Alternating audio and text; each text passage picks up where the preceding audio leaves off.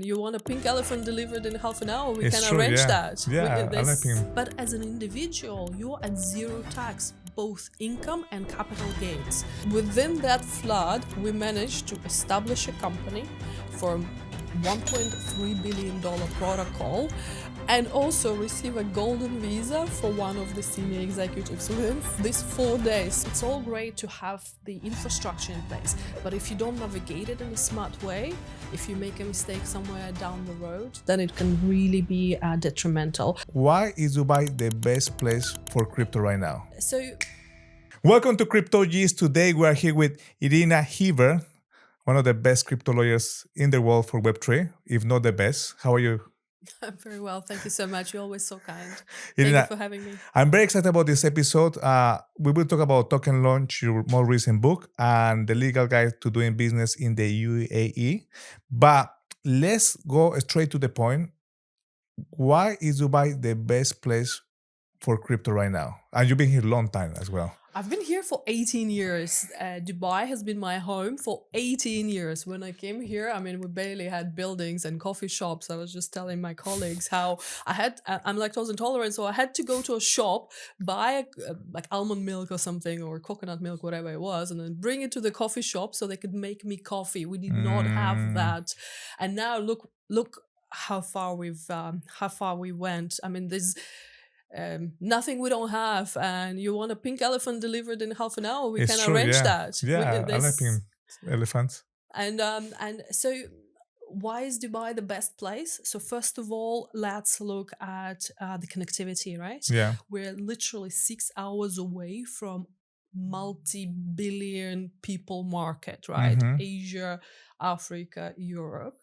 Then also look at the infrastructure, the best roads, the best airports, the best ports, the best internet, the best, the largest exchanges are here, Yes. right? Binance, Bybit, OKX, they all headquartered here, not because they like the weather or the coffee shops, right? Probably that's one of the reasons. But another reason is the certainty, the regulatory certainty. We have not one, not two, not three, but 5 crypto regulators available for you in the UAE. So, for example, if your business model, if you're looking to issue a stablecoin, central bank regulatory regime is for you. If you're looking to set up an exchange or a custody, we have ADGM or VARA or ESCA regime for you. So there's abundance of everything, and there is a certainty. And also, let's not forget the fact that we are one of the lowest tax regimes in the world, so 9% corporate tax. But as an individual, you're at zero tax, both income and capital gains. If you hold Bitcoin in Europe somewhere, you would have to pay, I don't know, 30, 40, 50% capital gains. Here, it's zero. Big fat zero. And it is very interesting for people, right? Come here, come in the UAE, establish a tax residency. It's very easy to relocate to the UAE. It's very easy to open a business in the UAE. It's very easy to hire a lot of people in the UAE, and it's very, very, very, very interesting proposition. That's why the roads are so full, because everybody came to Dubai. The roads are really full. Irina, before getting deep into crypto law, rules, token launches, let's go back a little bit. So let's talk about Dubai and business in setup. You mentioned a couple of the things that are very good to be here for people that want to set up business, but what makes setting up a business here so easy? Let's put it in simple terms. Why is it so easy? I think the leadership of the UAE is so visionary and so business friendly, and they're business people themselves, right? If you look back, 50, 100, 200 years ago, Dubai was a fishing hub, right? A pearl hub. They were diving for pearls, trading with India, trading with Africa. So I think the trading, or being a businessman, I think it's in the DNA of Emiratis. And why wouldn't they want more business people to come and trade with, right? So for me, I think it's the way of life, running a business, being very savvy, being very smart, making money for the country. Look how wealthy this country is, right? Yes. So, and what do you need for that? you don't close the borders for it. On the contrary, you open the borders. You invite more smart people in. I mean, Elon Musk just announced a partnership project with the UAE government just a couple of weeks ago, right? So smart people like Elon Musk are welcomed, and it's such a contrast with Europe. Everybody hates Elon Musk in Europe, and everybody hates Donald Trump in Europe. And here is the opposite. UAE leadership welcomes smart people who want to do business. Now, to talking about business and working, how fast can someone move and start working in Dubai? How fast is that? It's so fast. It's actually sometimes. Remember when we had a flood last year during Yes. Token 2049, and within that flood, we managed to establish a company for $1.3 billion protocol, and also receive a golden visa for one of the senior executives within these 4 days. So the government officials were working, and the little bike guy who came to deliver the golden visa to that senior executive, he had his pants rolled up. It was actually quite cute and amusing. But yes, it is really fast. In contrast with Switzerland, I love Switzerland. This is the country where I spend half of my time outside of the UAE. If you want to do anything, you need to write a letter. You need to send it, and then inshallah, 2 weeks later, you'll receive a letter back. In the UAE, everything is digitalized and everything is done so fast. And however, that 4 days that I was talking about is an exceptional case, right? We really needed to establish that protocol. The government was signing a MOU with that entity. So we needed everything to have done. So we pushed all the buttons and we called all the favors and we had it done. But if you, for example, not in such a crazy hurry and you have a little bit of time, I would say it takes about a week to establish an entity, a company. And then it takes about a week or two to receive employment permits and to process your visas. So overall, and then of course, let's tailor in a holiday or a public holiday. Overall, within 1 month, you can come here, you can have a bank account, you can have a company, you can have your Emirates IDs, send your kids to school. It's very fast and very efficient. The process is super efficient. I wonder if they do it on blockchain. What do you think? One day they will do it, hopefully, inshallah. There is a rumor that actually our Emirates IDs, the blockchain. Record is actually on blockchain. It could be.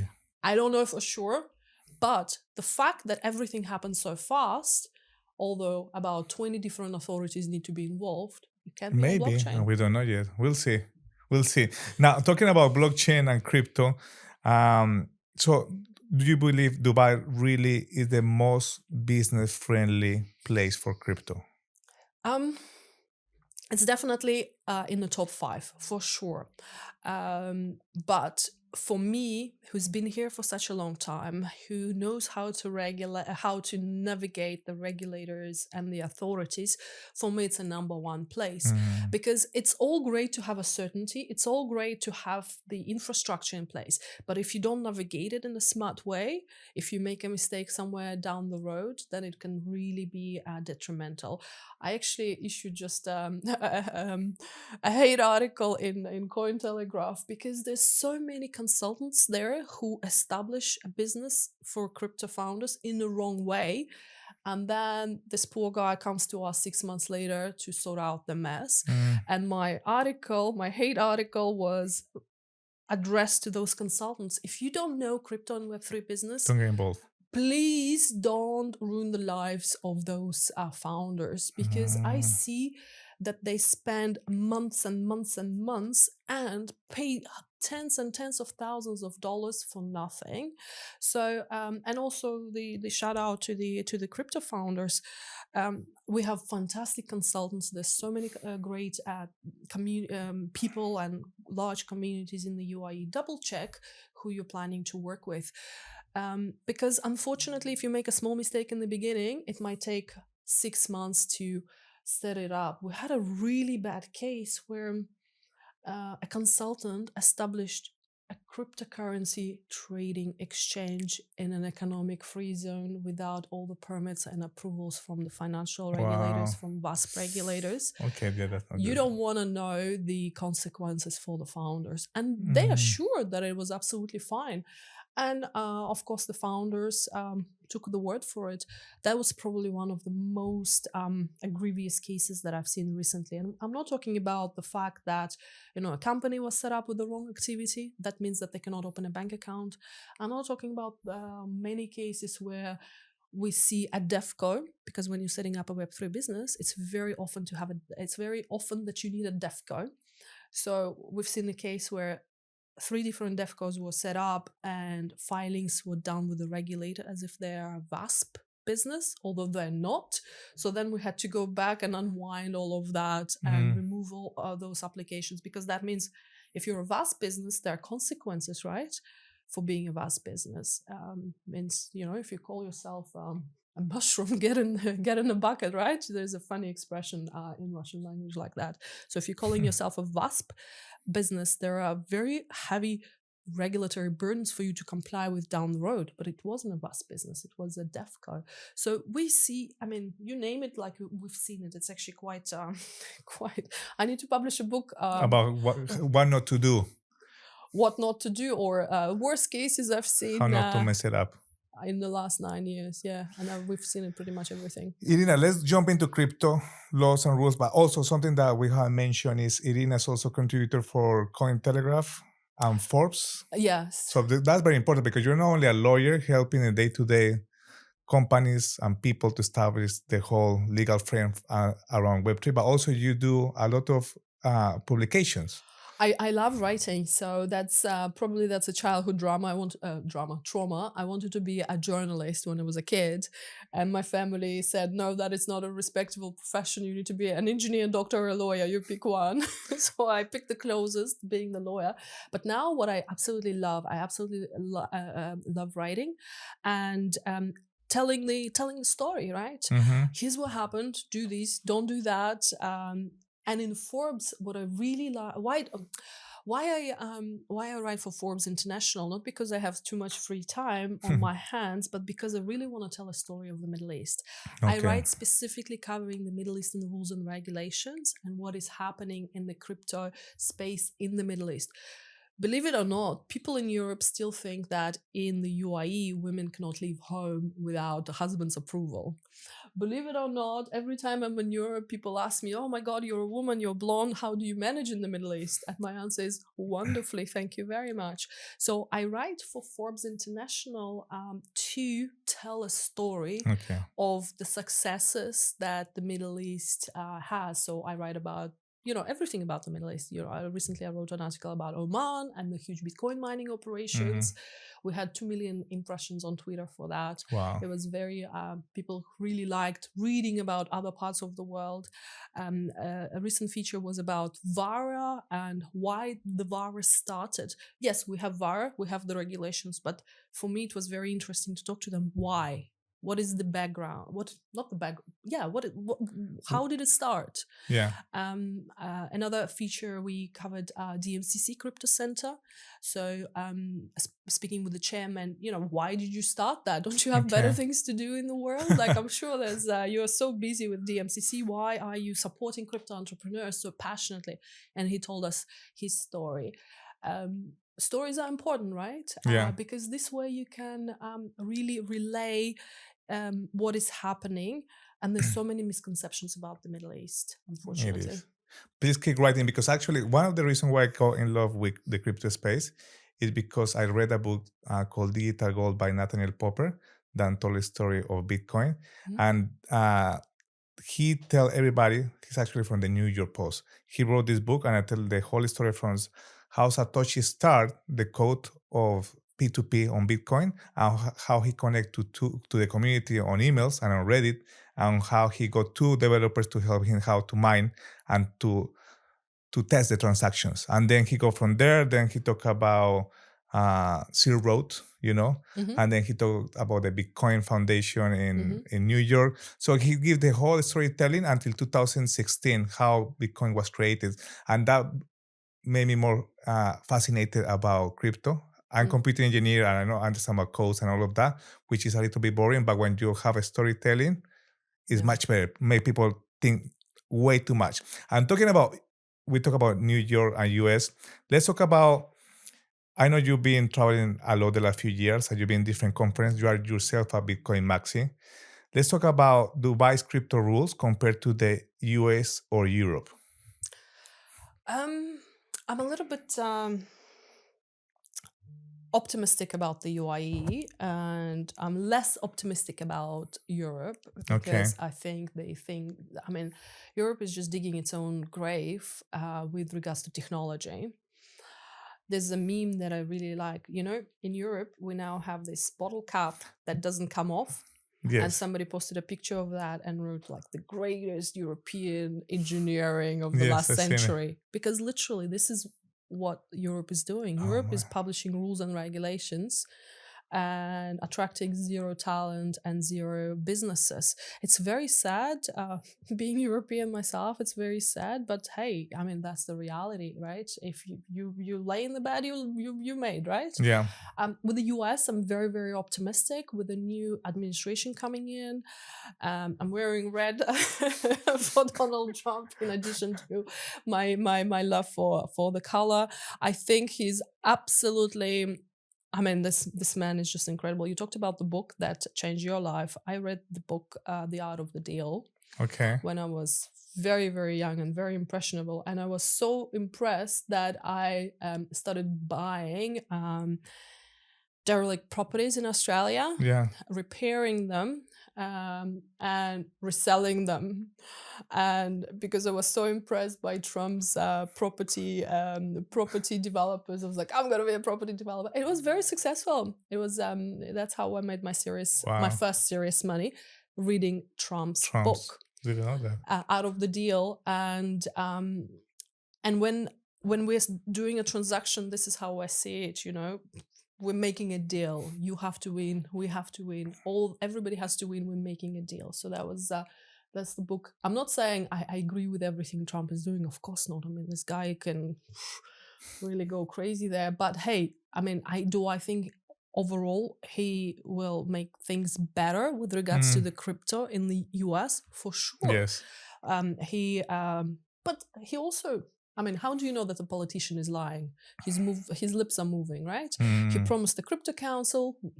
There isn't one. He promised a Bitcoin reserve. There isn't one. So let's see. Let's give him some time. And give him a benefit of a doubt, right? But overall, I'm very optimistic about the US once the rules are there. At the moment, there are no rules, right? But I'm super optimistic about the UAE because we have the rules. The rules are here. People are following the rules. Something like 25 VASPs are licensed in Dubai alone, and then we have, I don't know, maybe another 30 in ADGM. And what is VASP? VASP, Virtual Asset Services Provider. Okay. So it's basically a crypto. We don't call you a crypto company with a license, we call you a VASP, Virtual Asset Services Provider, because the license is called a VASP license. In Europe, they're called CUSP licenses. In US? In US, nothing. You just go to prison. I'm talking going to prison before talking about biggest legal mistakes that crypto founders make here. Let's go back a little bit to US again, because this is some of the topics that I like to ask lawyers, because I'm not a lawyer. Let's talk about the SEC and Gary Gensler. What was your thoughts before Gary Gensler was there and now he left? 2 days ago, Doge, that Elon Musk is running in the US, published a tweet. If you have complaints against SEC, send us a direct message right now and we will look into that. Because Doge is discovering a lot of corruption, a lot of inefficiencies, a lot of improper payments.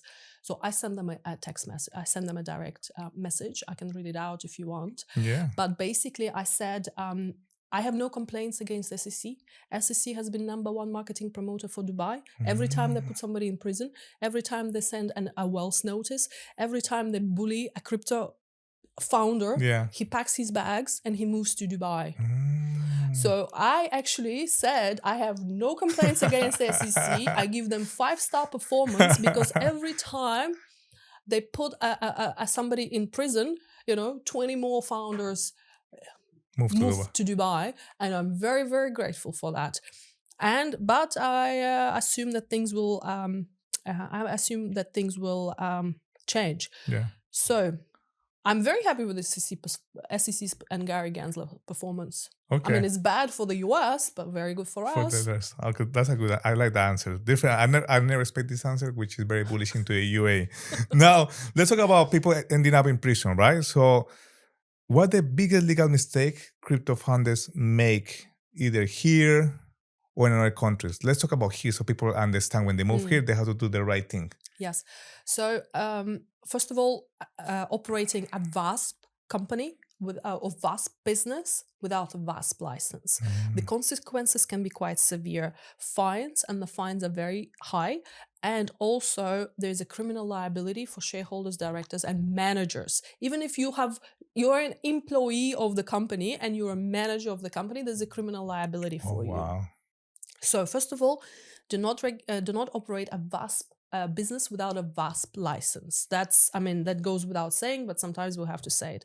Secondly, let's say you're not a regulated entity, so you don't need a VASP license. So what do you need? You need to establish your entity, you need to establish your business presence, but you need to do it in the right manner. So you can receive Emirates ID, you can hire employees, you can go into contracts with valuable partners. So you need to do it in the right manner. And then, of course, once you set up a business, the first thing you need to do on day one, you need to establish agreements with your partners, whether it's your co-founders, whether it's your employees, whether it's your consultants, whether it's your dev team. You need contracts with your partners because we might discuss something. English is my third language. English maybe your second language, let's say, right? We discuss something, we agree on something, but we might not have the same agreement. And we see that very often. Even, people who speak the same language, they might not have the same agreement. So write it down. So if it's not written, it doesn't mean it was happening. No, that is not the case because the law does recognize verbal agreements. Okay. The law also recognizes agreements by conduct. For example, you're walking down the street and there's a guy selling a newspaper.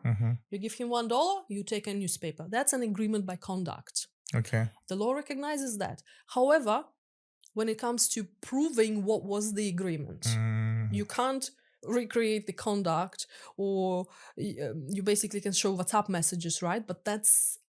And that will work. However, the other party will say, well, I meant something else. There's some WhatsApp messages deleted. So to avoid all of that, have your agreement in writing. Literally write it down, what you agreed. Have the other party read it.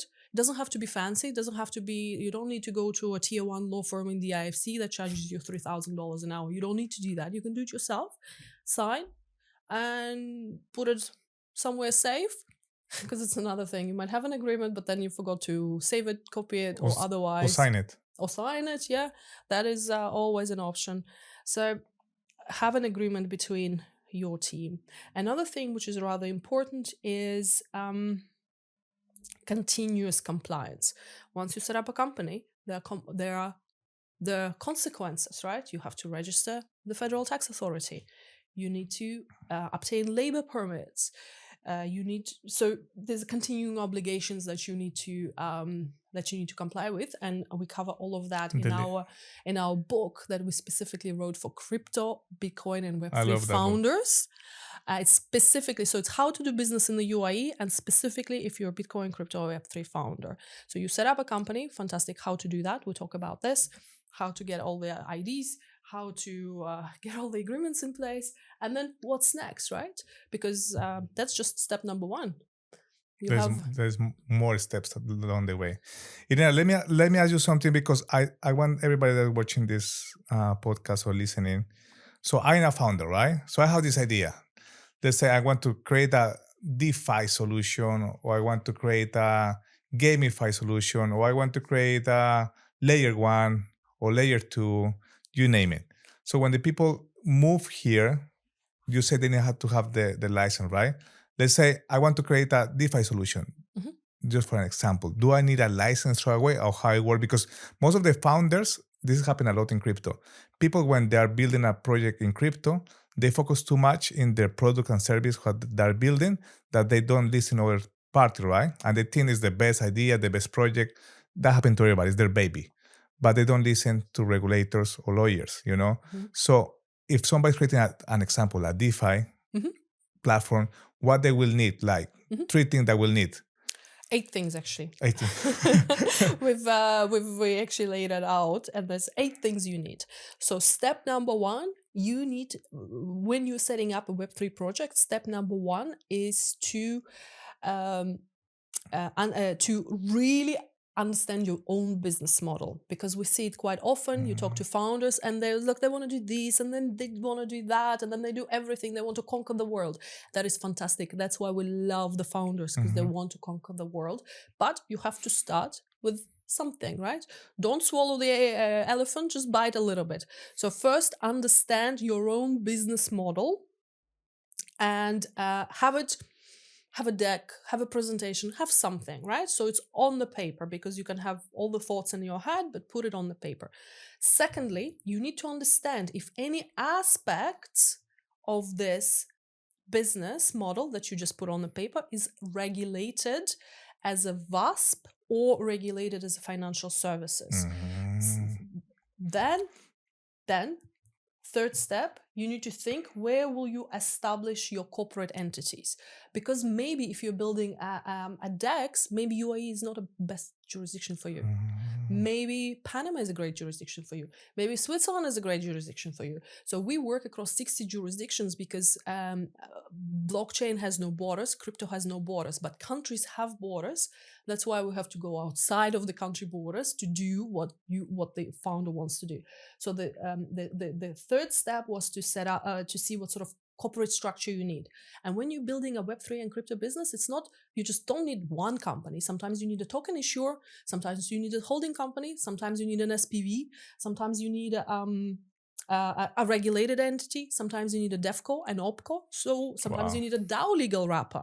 Sometimes we build a project, one of our clients, it's a multi-million dollar, $1.3 billion protocol. They have around 20 entities. Wow. Because that's what the project needs. So step number 3, determine what sort of corporate structures you need. Step number 4, start talking to the regulators. Let's say in step number 2, we determined that that some of your activities are regulated. So in step number 4, start talking to the regulators, because UAE alone has 5 regulators, but then we also have Central Bank of Bahrain just across the border. Then there's maybe something needs to be licensed under MiCA, maybe something we can get, fund management license or like asset management license. If you're doing something in RWA especially, maybe you can do it in BVI or Cayman, like easier jurisdictions. Maybe Swiss asset management entities, okay? So step number 4, that's where you start talking to the regulators, say, okay, I want to do this. Will you license me or not? The answer is yes, no, let's move to the next one. Okay. As founders, please understand there is a thing called jurisdictional arbitrage, which means you go to regulator number 1. If they don't like you, there's a regulator number, there's a list of 20 other regulators that you can approach and work under. So don't feel discouraged if somebody rejects you. No, don't take no for an answer. So that's step number 4. To start talking to the regulators. Step number 5, what do we have in step number 5? Katerina, can you bring up the slide so you can help me out there? So in step number 5, start incorporating the entities. Step number 6, once you have the entity, step number 6, register for tax, corporate taxes, etc., etc. And step number 7 is ongoing compliance, right? Make sure that everything else, you comply with everything else. And step number 8 is a constant review of the whole system, because something that you've established, let's say last year, may be already outdated because laws change all the time. Yeah. So think about it, not a linear, but more of a circle of life approach to running your business. You mentioned there's 5 regulators in the UAE, but also the regulators are, that's step number 4, talk to the regulators, because they can give you a framework of what you're trying to build. And one of the most popular or famous that people talk the most is VARA, right? Mhm. VARA. So is VARA doing a great job, or do you think they can improve, or because you know them better, how they've been operating in the last few years? Because they set it up for the whole region, and everybody wants to know how to get a VARA license, how to speak to them, etc., Yeah. etc. Giving regulators hard time is my full-time job, and it's very easy when we're sitting here all relaxed. It's very easy to criticize. It's Yeah. very easy to say this regulator should have done something else, this regulator should have done something else. But we must give credit where credit is due. Mhm. And I take my hat in front of VARA and in front of the leadership of Dubai that established VARA, that they had the vision to do that. Why? They're the first virtual asset services provider regulator across the world. They're the first virtual. So they had no precedent, right? Like, for example, if your neighbor has painted a wonderful fence, he's like, oh, this is so nice, let me do the same. They had that example. They had examples of what not to do. For example, if you remember 2019, Malta set up the blockchain island. And they said that every blockchain company will move to Malta. Did anybody move? Didn't happen. Oh. Yeah. So they had the examples of what not to do. And I'm not saying Malta was one of them, I'm just speculating, right? Let's say. But they did not have an example what to do. So they had to build from scratch. And they had to build their regulations from scratch. They talked extensively with the industry, with thought leaders and founders in the industry, and they built their regulations. One thing I want to clarify, that VARA is the regulator for Dubai only. So if you're looking to carry out VASP activities in Dubai, VARA is your regulator. If it's other Emirates or financial free zones, then it will be different regulator. And VARA, in my humble opinion, as an observer and somebody who works with them, because we're getting companies regulated by VARA, have like this, huge task, right? First of all, they have to combat all the scammers that like to sort of post a picture of them from Burj Khalifa and shill some token, right? So they have quite a heavy task of making sure that the space is respectable, because two bad apples or one bad apple can ruin it for the rest of us. And I've seen so many examples like that. Then they had to regulate existing huge businesses. For example, Binance have moved their headquarters to Dubai and got their full license from VARA.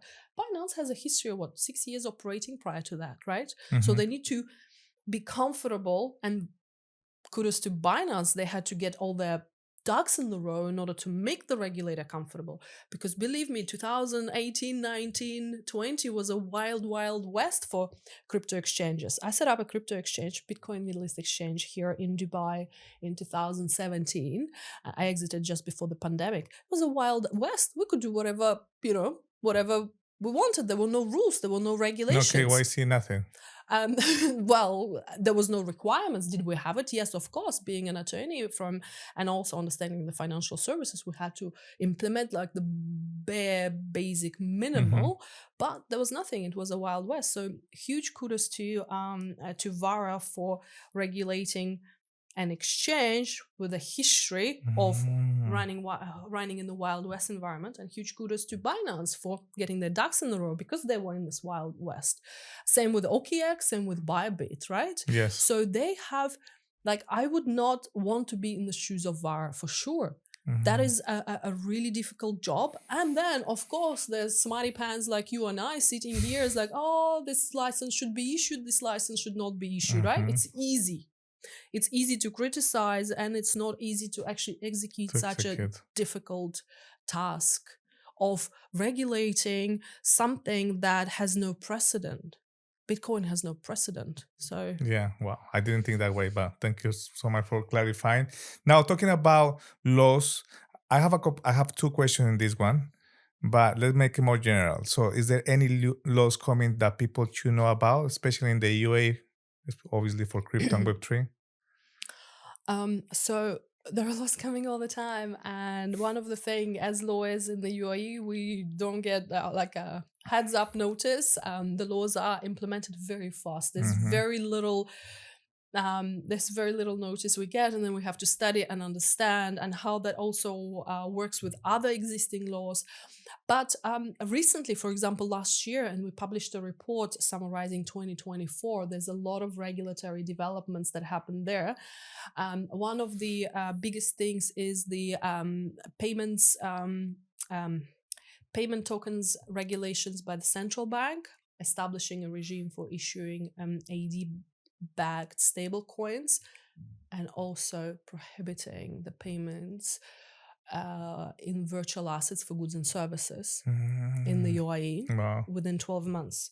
Meaning by the summer of 2025, if you want to purchase my book, you'll have to pay either in dirham, which is the currency of the UAE, which is the legal tender, or in AED-backed stablecoin. AED-backed stablecoin. However, if I make that book as an NFT, which means it becomes a virtual asset, then you can pay in virtual assets or stable coins that are, let's say, USD backed, provided that they've been approved in the UAE.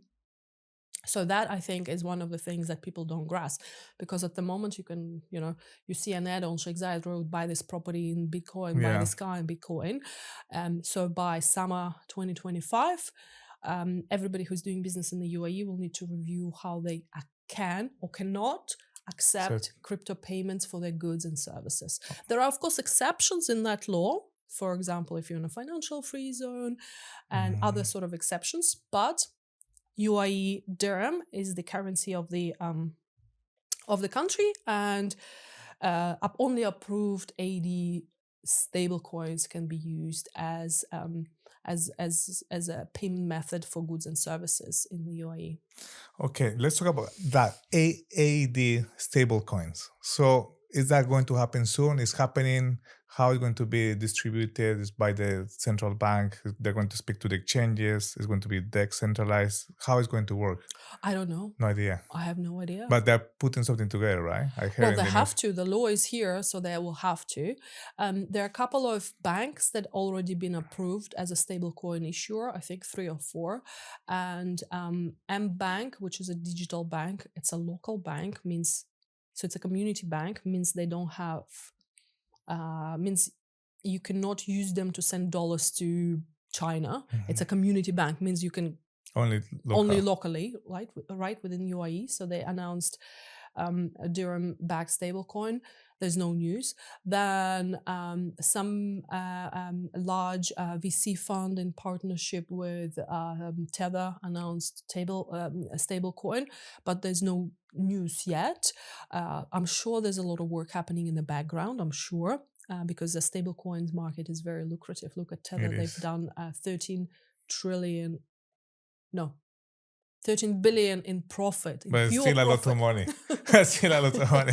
Trillion here, trillion there. What's a trillion between friends, right? So they've made 13 billion profit last year. Wow. So stable coins is a really good business. Really profitable business. And Tether is the most profitable company, I think, in the world. Wow. Now, talking about being profitable and not being profitable, there's so many people that make a fortune on meme coins, and there's so many people that lost all their savings on meme coins. By the way, guys, everything that we're saying here is not financial advice. You have to do your own research.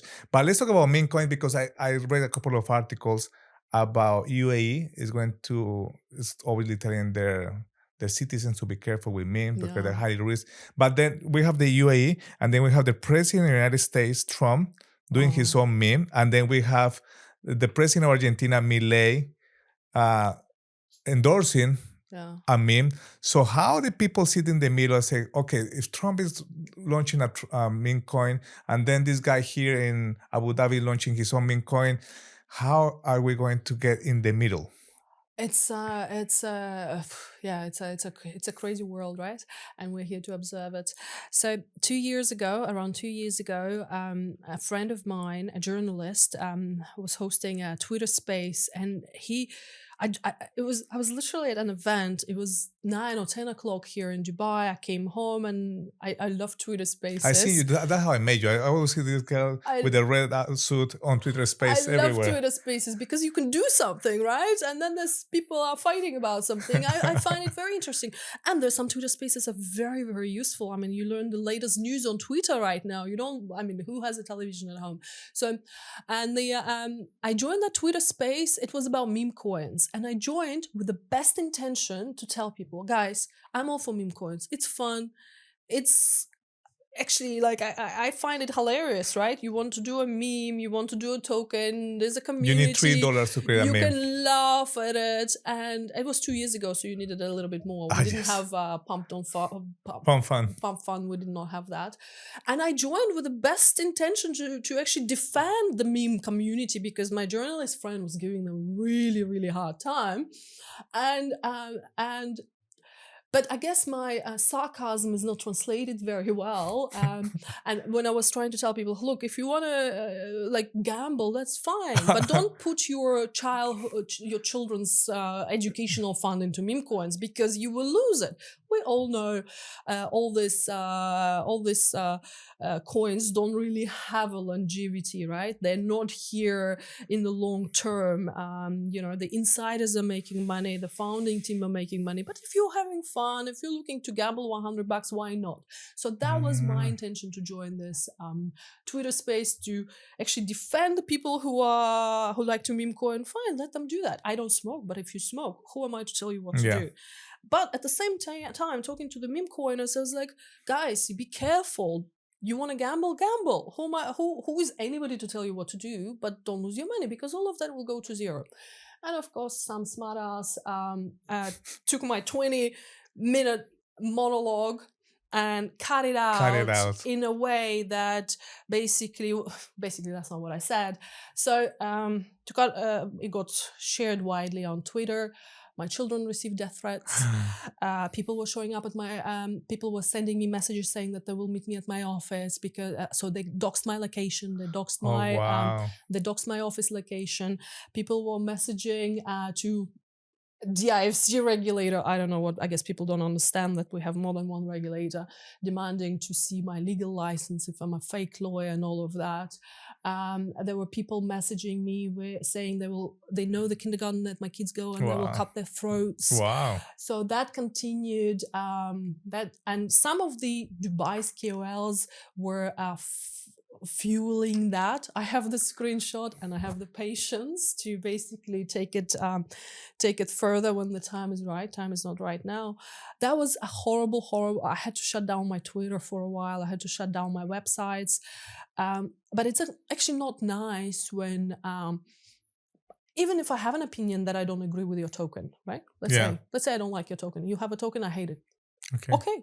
Good luck. Don't buy my token. By the way, so out of context, I don't have any token, just in case. Just in case. So, sending people death threats for their children, very graphically describing how they will cut their throats, and they know exactly the school and the kindergarten they go, and they know exactly the location of my office. That was actually very, very unpleasant. And my husband is in the military, and it was actually really funny. His assault rifles are in the basement and locked. In Switzerland. As it has to be.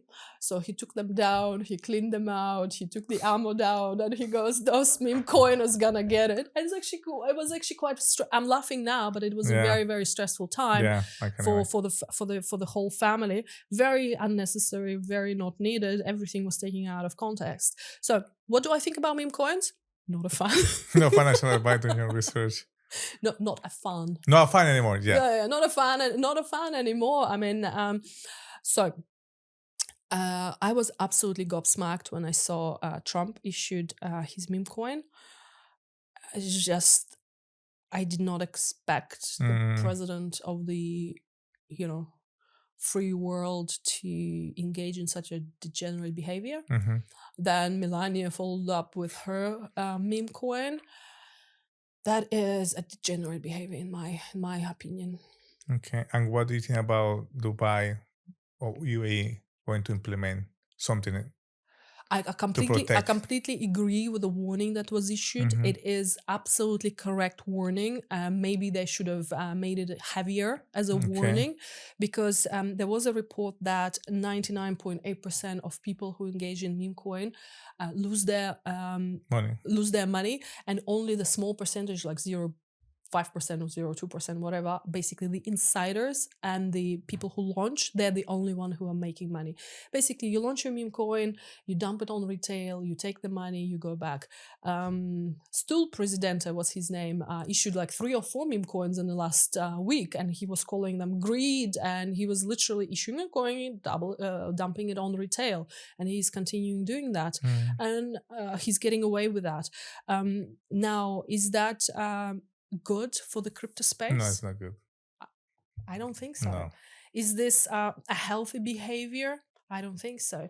There was a young kid on Pump Fund threatening to kill himself if people don't buy his token. Or the kid that rocked the community, the 13 years old kid. Yes, I mean, is this good for the crypto? Is that what you want to be associated with? Is this the standard that you want to hold yourself to? I don't know. That's the question you need to answer yourself. Like everybody who's watching it, they need to answer that question for themselves. It started as a fun thing, which I mean, who doesn't want to have fun? Who doesn't want to be part of the community? Who doesn't want to engage with other like-minded people? When I go to events, I always find some Bitcoiner to be a friend with, right? Like if it's a wedding or, christening or whatever, I'll find some Bitcoiners in the room, and, you want to be with somebody who understands and has your likes, right? So it started as all good, and I was fully supportive of that. And then it just turned really dark, at least for my family. And then it turned degenerate with Trump and his activities.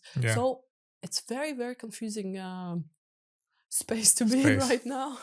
And something that's also confusing is, this is another question. So something that's very confusing also in the UAE is banks with crypto companies. So are banks in Dubai friendly to crypto, or is still like a challenge for founders opening a bank account in Dubai or Abu Dhabi, saying I'm doing a Web3 company, give me a bank to pay my employees, to receive payments, etc. So remember this 8-step plan that we discussed. In the step number 1, we look at your business model. In the step number 2, we see if you're regulated or unregulated. In the step number 3, we set up a proper, correct legal structure. So if you've done those steps, there's a 100% guarantee that you'll get a bank account. 100%. Now, you make mistake here or there or somewhere, you're not going to get a bank account, because when you come to a bank, they're a financial institution, they held to a really high standard. When you come to them with all the right paperwork, you will get the bank account. However, if you're a regulated entity, you first need a VASP license, and then you can order a bank account, whichever step the VASP license was here, right? Then you will order a bank, then you can get a bank account. So it depends on what is it that you're planning to do. And in general, your businesses, for example, tokenizing, Property. Let's say tokenizing psychedelics in Europe. Why not? You can do that. Should you be doing it in the UAE? No. Definitely not, right? So if something in your business plan it also involves activities that are undesirable in the UAE, then you definitely won't get a bank account. You won't even get a company. So you need to get your ducks in a row, and then you'll get a bank account. Don't go to traditional banks, like, think about an older style banks. Don't go to them. Go to neobanks. Neobanks. Go to the digital banks. And it takes 15 minutes to open a bank account if you have everything in order. Literally, we timed it because we had to invoice our clients as lawyers. You have to time what is it that we're doing. Once you have everything in order, you have the documents, 15 minutes, and the bank account was received. The founder actually is like, we were on a Zoom call while we were doing that, and he goes, "Oh, I've been approved." Thank you so much. Of course you've been approved, because you've done your homework. And being lab friendly and helping the founders, that's what you do. But also in Dubai, is there any special perks or help of government for blockchain companies? There are a lot of initiatives in the UAE. For example, some initiatives are government, some initiatives are private, some initiatives are semi-government. For example, Hub 71 in the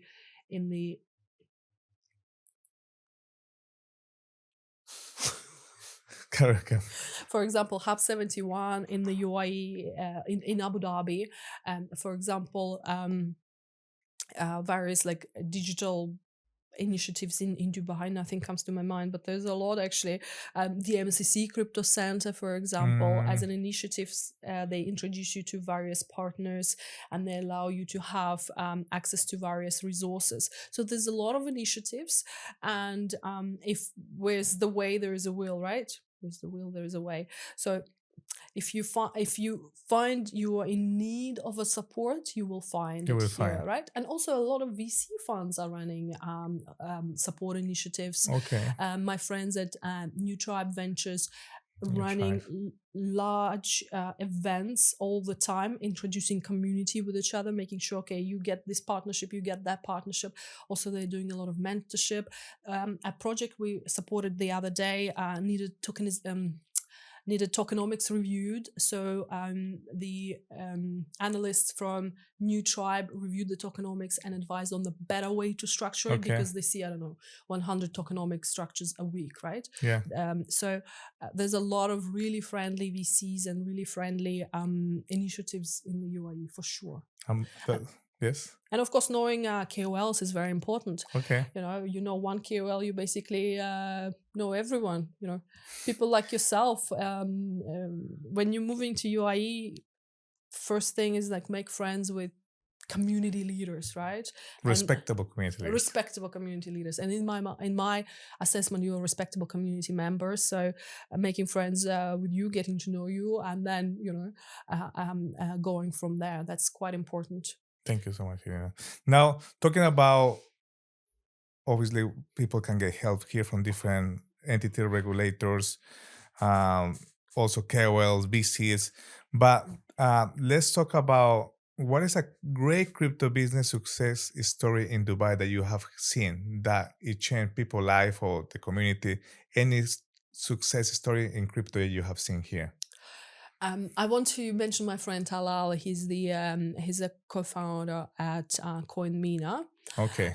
I've met him, I don't know, 2016, 2015, and he was establishing businesses in Switzerland at the time. And then eventually he returned to the Middle East, to his roots, and established CoinMina. That is such a fantastic fiat entry and exit on-ramp, off-ramp. Okay.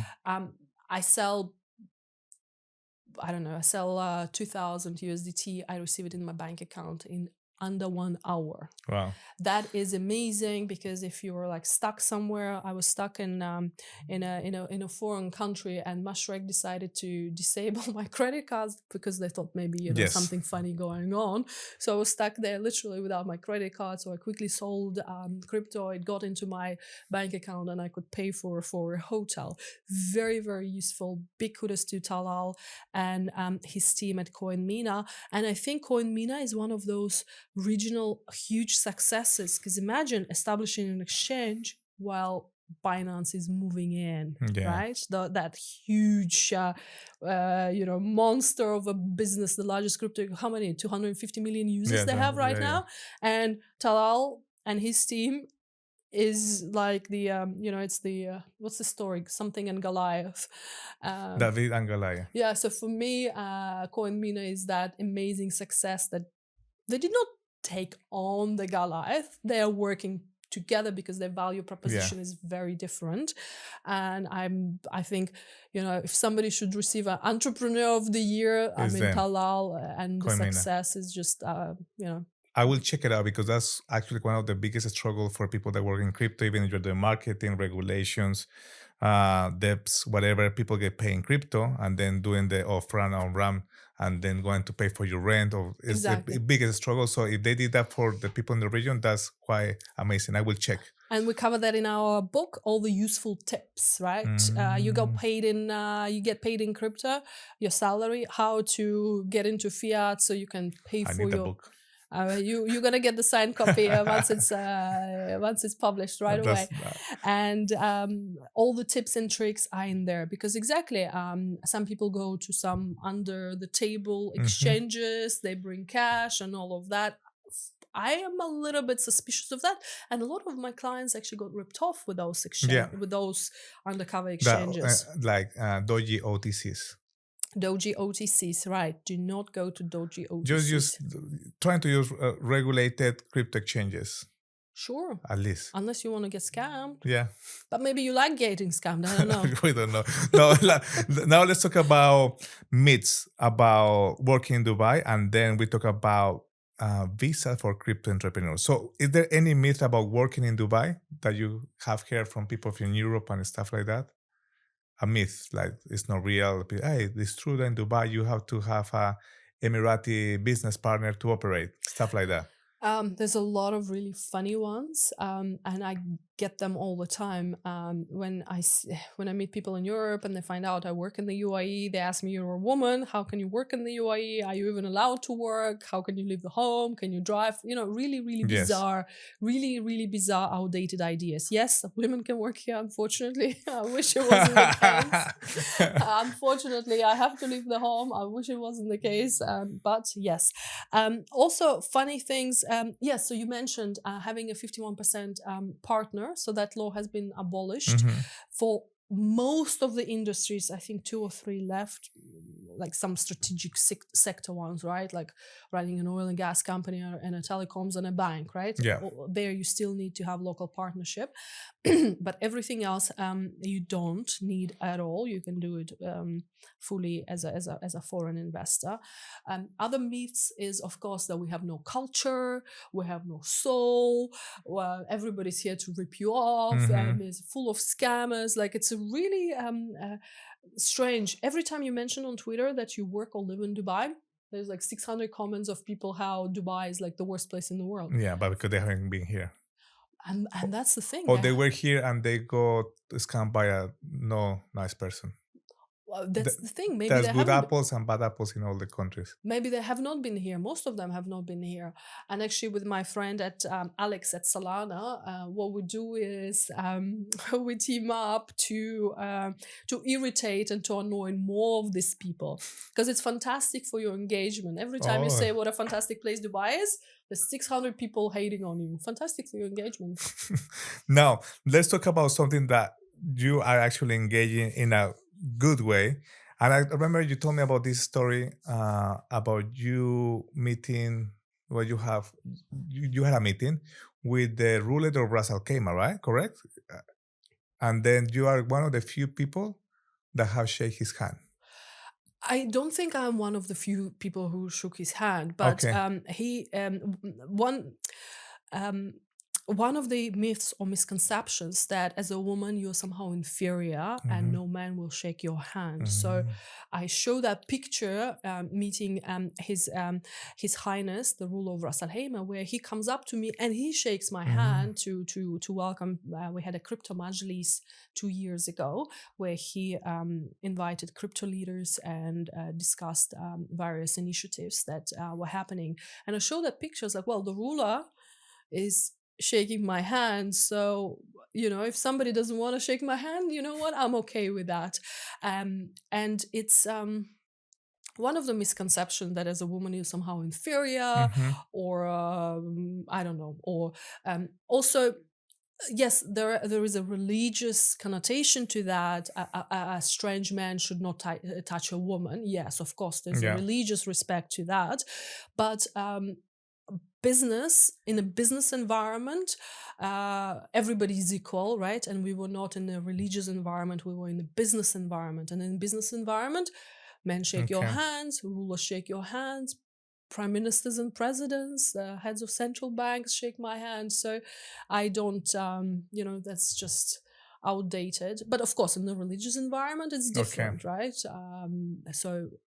And we are only discussing business environment. I'm discussing about business. Let's talk about something that many of my friends ask me, many of my acquaintances, people on Instagram, even on Facebook, people have asked me this. Andres, I'm in crypto. I'm a developer, I'm a founder, I'm doing trading, I'm doing community. How easy is to get a visa for crypto entrepreneurs? So there are multiple options to do that.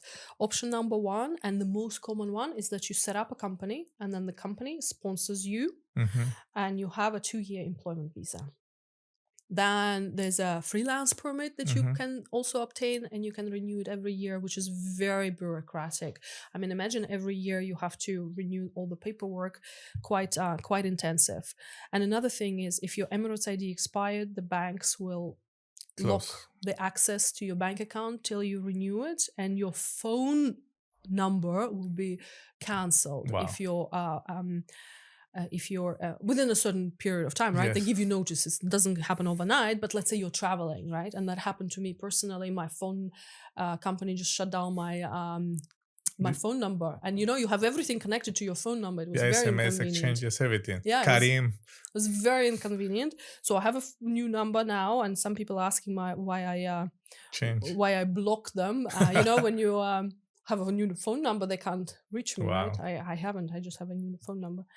And then, so you have a freelance, you have a company. Another option, of course, if you have an employment, so your employer will sponsor you. There's an option that people use. Do not use that.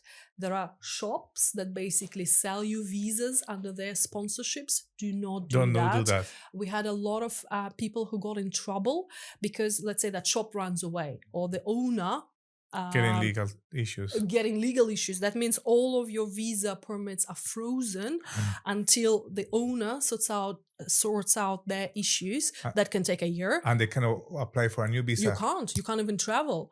Wow. We had a lot of people with that issue. It's cheap. It's great until it's not great, right? And then one of the things that we've been supporting our clients with is a talent visa based on your achievements in the space. It's a 10-year golden visa. You can receive a golden visa, let's say, if you have an apartment. Yes. Or let's say you have a special talent like yourself, you received a golden visa from a relevant ministry. Yes. If you're a wonderful sports person, the best sports person, you will receive a talent visa. However, I'm not a sports person and I can't sing and I have no talent. So I applied as a Web3 entrepreneur and I showed my achievements in the space, sent them copies of my books, and I was like, okay, fantastic. You actually qualify as a person who contributes to the economy, wider economy. And I was given a 10-year talent visa based on that. And we've been supporting several of our exceptional clients. So I'd be happy if everybody could have it, but unfortunately only exceptional talent can apply for it. And basically these are your options, how to receive an ID to relocate to UAE. That's a very good, lots of options. But let me just pinpoint something there regarding the golden visa. And then you can buy property and get the golden visa. I got my golden visa as a talent, as you say, by one of the Emirates. They kindly gave it to me for 10 years and to my wife and the kids.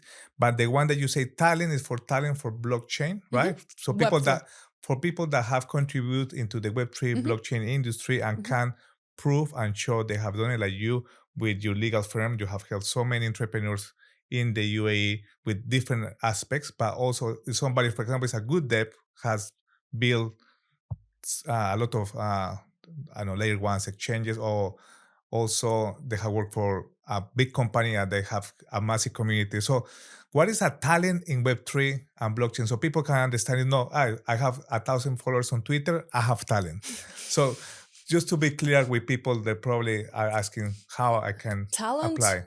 Talent is not something you can measure by a ruler, right? Talent is something you show a portfolio of. Look, and I've written a book, and I'm a developer, and I code Solidity, and I'm on the list of the most. One of my client is on the list of the most. Influential women in Latin America. One of my clients has ran a community of thousands and thousands of developers for one of the largest chains, right? So basically talent is not something, he's a talent, he's not a talent, right? Everybody has their own talent. I went to art school as a child and I got kicked out because I was told I have no talent. And now I have a talent visa. So, here I am proving them wrong.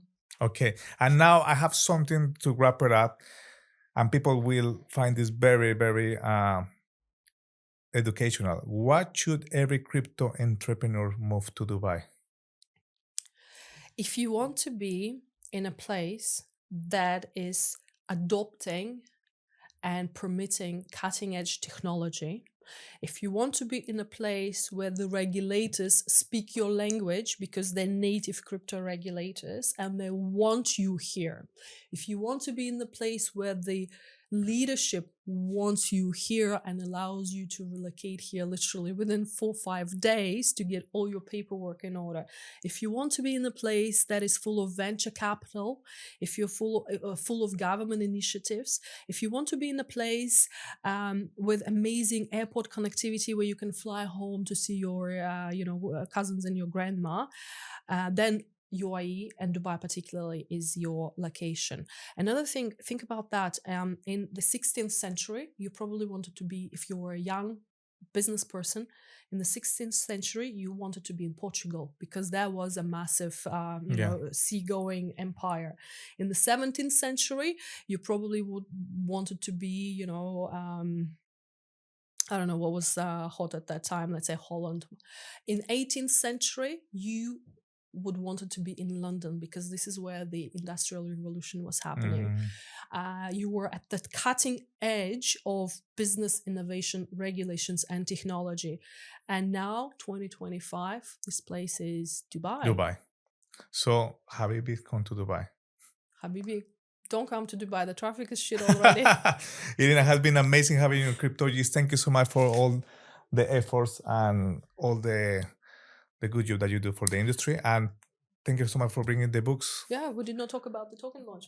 Let's talk about the token launch very, very quick. What is the token launch? Because people need to buy anyways if they want to know more about it. So the books are free. Why did we write a book about a token launch? Because that's the #1 request that we receive from our clients. I want to launch a token and I don't want to go to prison afterwards. Okay. That's literally the sentence that they're telling me. Of course, they're slightly exaggerating it for a dramatic effect, but the logic is there. I want to launch the token legally, properly, and with the future for my project. So then this book is for you, and it will be available for everyone on our website very shortly. So remember, Irina, the crypto lawyer, also contributor for Forbes, Cointelegraph, writer, a speaker, and a good friend of mine. Thank you so much for coming to the show. And for all the CryptoGist, give a shout out to Irina. You will find her on Twitter, everywhere else. Thank you, Irina, again. Thank you very much. I'll see you in the next episode. Bye-bye, guys.